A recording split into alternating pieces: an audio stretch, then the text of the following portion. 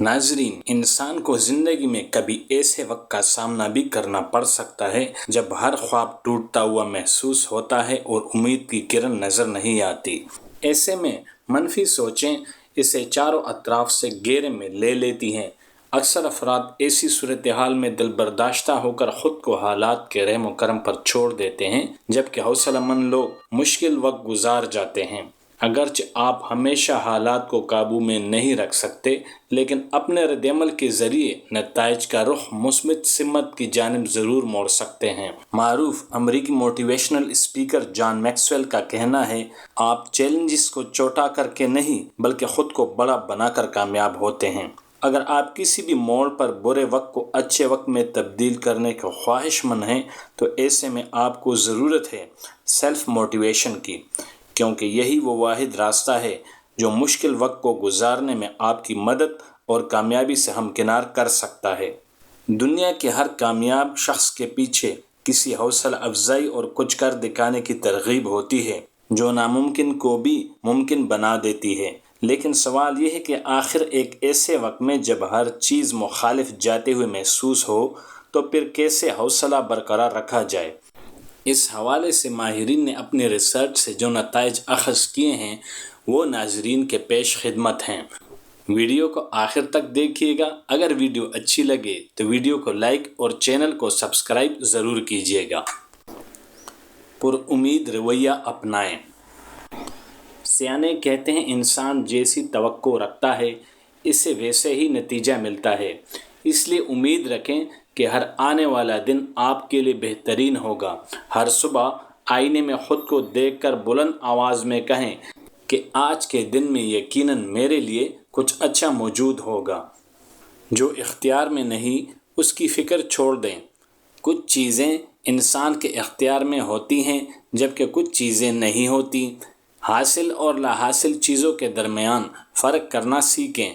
جو چیزیں، رویے یا حالات آپ کے کنٹرول میں نہیں ان کے لیے فکرمند ہونا چھوڑ دیں۔ جذباتی طور پر خود کو اس قدر نہ الجھائیں کہ یہ الجھن آپ کی کارکردگی کو مفلوج کر دے۔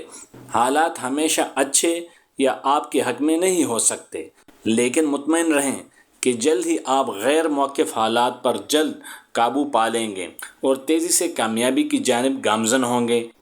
یقین رکھیں کہ آپ ہی اپنے عمل اور رد عمل دونوں کو قابو میں کر سکتے ہیں۔ مثبت سنیں اور پڑھیں۔ مثبت اور متاثر کن معاملات سے بڑا دماغ بھی انسان کا حوصلہ بڑھانے کا باعث بنتا ہے۔ خود کو بار بار یہ یاد دہانی کروائیں کہ آپ ہر مشکل حالات پر قابو پا کر کامیابی سے ہمکنار ہو سکتے ہیں۔ کسی بک سٹور یا لائبریری کا رخ کریے اور مطالعے کے لیے کوئی ایسی کتاب تلاش کیجیے جو آپ کا حوصلہ بڑھانے کا سبب بنے۔ مثبت سوچ والے افراد کی صحبت۔ منفی سوچ رکھنے والے افراد کا ساتھ اور ان سے گفتگو آپ کو اپنے مقصد سے پیچھے ہٹا سکتی ہے۔ اگر آپ کبھی خود کو ایسی صورتحال میں پائیں کہ جہاں منفی گفتگو ہو رہی ہو تو کوشش کر کے گفتگو کا موضوع تبدیل کریں۔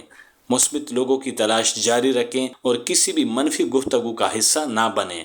کامیاب اور مثبت سوچ کے حامل افراد کے ساتھ وقت گزاریں۔ اگر آپ کو اچھی منزل یا برے دوستوں میں سے کسی ایک کا انتخاب کرنا پڑے تو اچھی منزل کو چنیں۔ اچھے لوگ منزل کے حصول میں مددگار ثابت ہوں گے جبکہ برے دوست اس میں رکاوٹ بنیں گے۔